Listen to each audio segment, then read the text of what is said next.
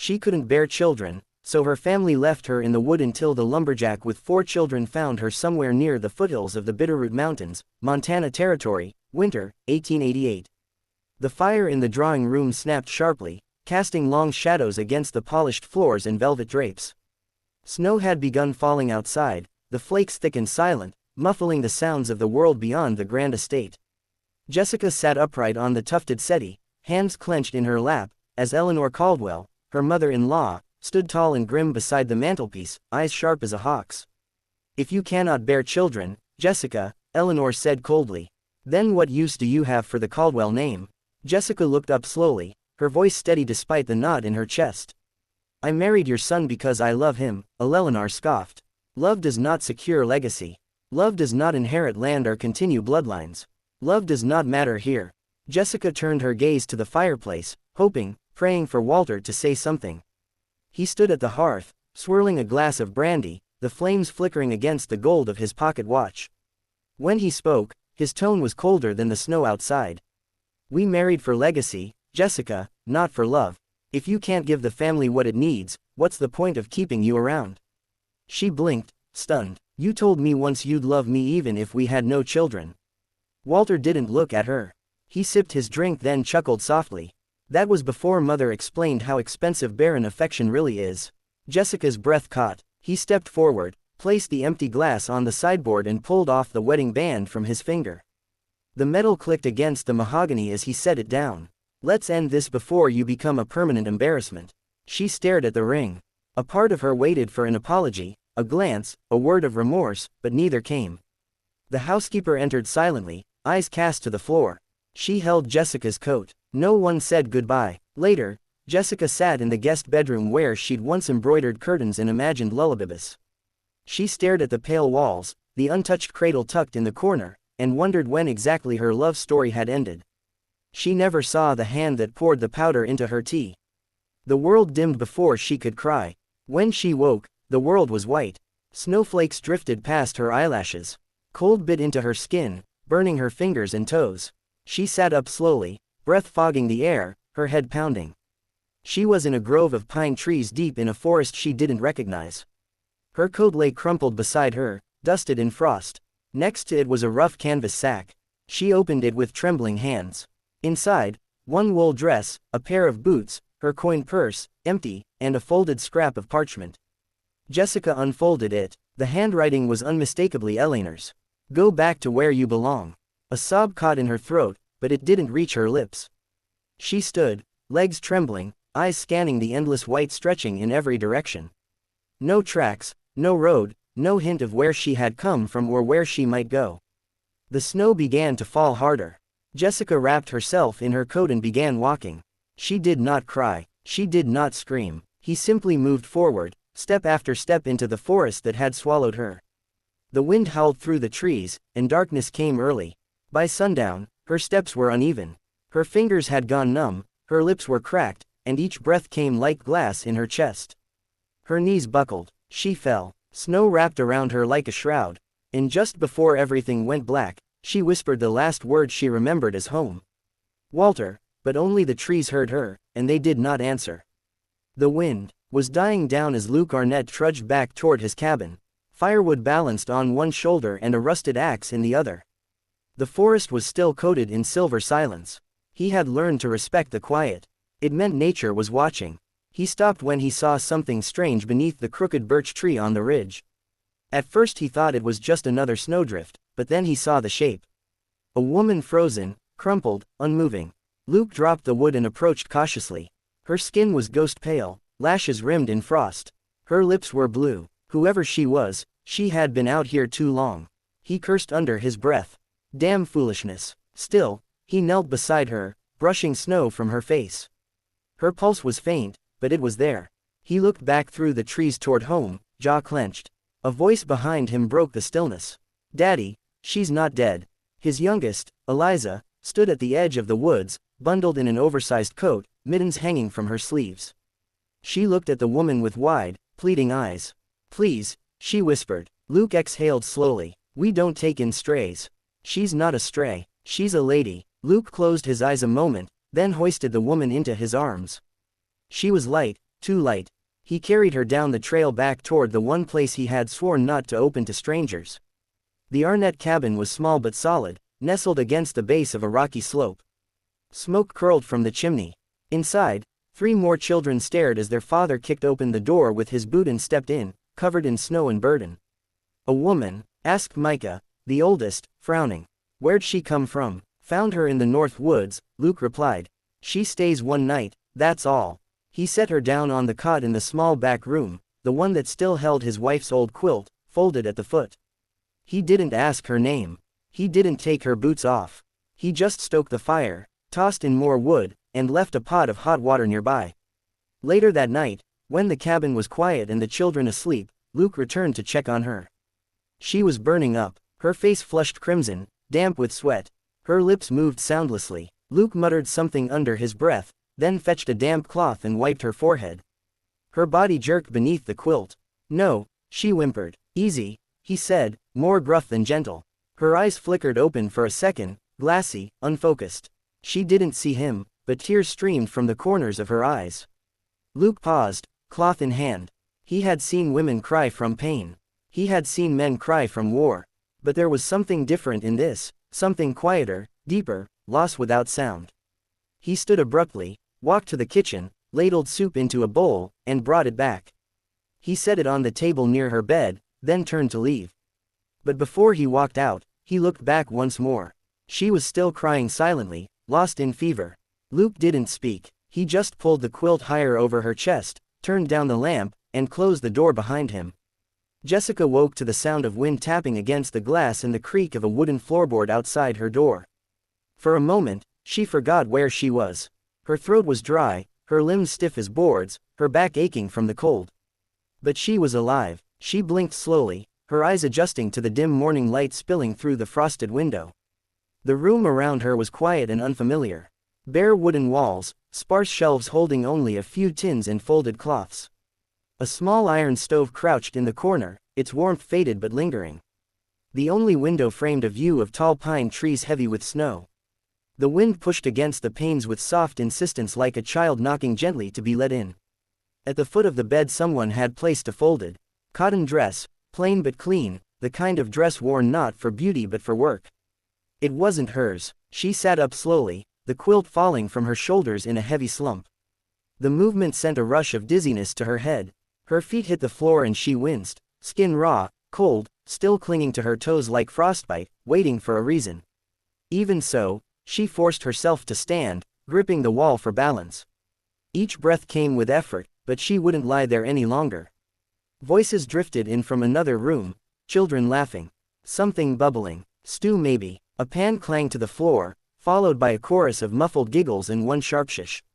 She hesitated at the doorway, her hand hovered above the knob, her pulse quickening. What if they didn't want her here? What if the man who found her changed his mind? Before she could turn back, the front door burst open. Micah stumbled inside, dragging his younger brother, Caleb, who looked limp in his arms. "He went to the creek," Micah shouted, breathless, eyes wide with panic. Without boots, Jessica's body moved before her mind caught up. She rushed forward, kneeling beside the boy. Caleb's face was bright red, his eyes glassy with fever. His teeth chattered, and his small hands trembled in the cold. Wet clothes clung to his frame, his lips tinted slightly blue. "He's burning up," Jessica said. "He's soaked." She turned to the room. "Where's the firewood?" No one moved. "Towels, boiling water, mint or thyme, anything." The children stared at her like a ghost had started speaking. Eliza finally darted off. "I'll get the cattle." Jessica scooped Caleb into her arms. His skin was fire against hers, the contrast making her shudder. She carried him to the room she had just left, laying him on the still, warm bed. Her fingers worked fast. She stripped off his wet clothes, wrapped him in every blanket she could find, then dashed back to the stove to stoke the fire. She found jars on the shelf, one with dried peppermint, another labeled wild thyme. She crushed the herbs between her fingers, releasing their sharp familiar scent, and poured boiling water over them. The aroma filled the room like a memory coming home. She dipped a cloth into the brew, wrung it out, and pressed it gently to Caleb's chest. Then she began to hum. It started low, tentative, a southern lullaby, old as memory. Her voice cracked at first, but she kept going. "Lay down," little darling. The storm's rolling by. Mama's here with you. The stars in your eyes. Don't you cry. No, don't you cry. Mama's going to sing till the morning is nigh. Caleb's breathing slowed. His eyelids fluttered. Then, in a voice so soft she almost missed it, he whispered, Mama used to sing that. Jessica's hands froze, her lips parted, but no words came. Caleb reached out, his tiny fingers curling into hers. I remember that song. She blinked quickly, pressing his hand gently. From the doorway, Luke watched in silence. His arms were crossed, his eyes unreadable, but his jaw clenched with something he didn't say. When Caleb finally drifted into sleep, Jessica brushed the boy's hair back and turned to leave. Luke hadn't moved. Their eyes met. No words, only that quiet, heavy gaze that he disappeared into the kitchen. A moment later, he returned. He set a steaming cup of peppermint tea on the table beside her and walked away. No thank you, no apology, just that small act, wordless, warm, and full of meaning, more eloquent than anything she had ever been told. Jessica stayed, not because anyone asked her to, but because no one told her to leave. Each morning she rose before the fire was stoked. Her hands, once soft from city comforts, grew red and worn from snow melt and soap. She swept the cabin floors with pine boughs, stirred oats over the hearth until they thickened, and scrubbed linens in cold basins while her breath clouded in the early light. Her movements were quiet, her presence gentler than the wind that moved through the trees. She trimmed Mika's unruly curls while he fidgeted, braided Eliza's hair with strips of ribbon torn from an old blouse. She mended Jonah's worn socks without asking, and showed Caleb how to tie his boots twice so they would not come loose in the snow. She never imposed. She never asked for thanks. She simply stepped into the spaces that had remained untouched since the children's mother passed, filling the silence with the kind of attention that felt like sunlight through shutters. At first the children called her Miss Jessica with hesitation as if they were testing the name against the air. Then with more ease, then with affection they began bringing her pine cones and smooth stones. Eliza tucked wild flowers behind her ear. Micah left half-eaten biscuits by her bedside. Even Jonah, who rarely spoke more than a grunt, began lingering near her when she read aloud in the evenings. Luke remained a quiet figure in the background. He chopped wood and patched the roof after the last storm. He hunted in silence, returning with rabbits and dried meat for the stew pot. But Jessica noticed things. Every few days, someone had stacked fresh-cut logs just beneath the window of her room. Her fire never sputtered, her water bucket never froze, and when the handle on her wash tub broke, it was replaced before nightfall with a newer, smoother one carved by hand. Luke never thanked her. He never praised. But when he passed her by the hearth or handed her a tin cup of tea, his fingers brushed hers longer than needed. Not much, but enough. Then came the whispers. The town was small. Gossip grew like moss, damp and persistent. The lumberjack's hiding a woman out in the woods. She's probably some runaway from the war or worse. Living with 4 kids and no ring on her hand. Scandal. Luke heard it when he rode into town to trade pelts. He didn't respond. Didn't even blink. But when the stores ran low and the snow began to melt, he needed to go back. This time with a wagon. Jessica stood at the door, arms crossed, shawl tight around her shoulders. I'm coming, she said. The children need new shoes. Luke hesitated. His eyes searched hers unreadable. Then he nodded once. The wagon creaked over thawing roads. In the back, the children huddled under blankets. Jessica sat near the front, one hand resting on a basket of dried herbs she had saved from helping neighbors. Town was loud, muddy streets, wagons creaking, voices shouting deals from windows. When Jessica stepped down, holding Caleb's hand, the streets slowed, conversations quieted, eyes turned. The woman with no ring, too delicate, they thought, for the mountain, but she stood upright, and 4 children, cheeks wine-chapped and hands curled in hers, clung to her like roots to earth. Inside the general store, she helped Jonah choose pencils. She picked out sky blue fabric for Eliza's new dress. She found a book of parables for Micah and examined a pair of boots for Caleb's small feet. At the counter, the shopkeeper squinted. You, the new Arnett woman. Jessica smiled. No, sir, just helping with the children. Then from the doorway, a high voice rang out. Mama. Caleb came running. A slingshot clutched in his hand. He threw his arms around her leg and looked up sheepishly.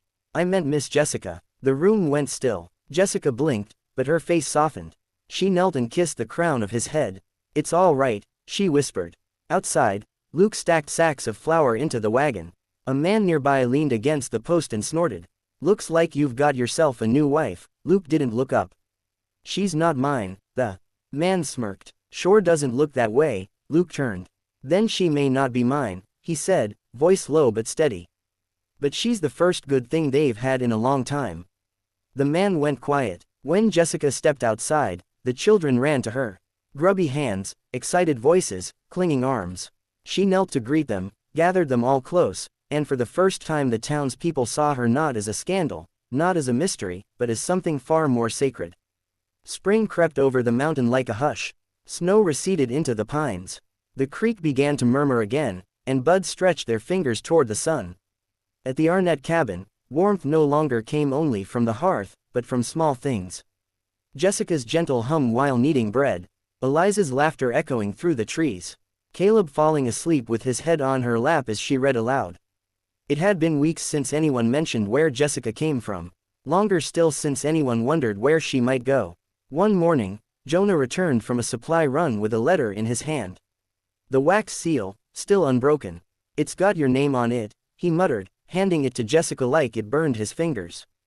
Jessica stood still. The seal was deep red, the handwriting elegant and unmistakably familiar. Caldwell. She felt her heartbeat slow in a strange, heavy rhythm. With careful fingers, she peeled it open, unfolded the paper, and read, "Jessica, Mother is dying. The family estate needs you.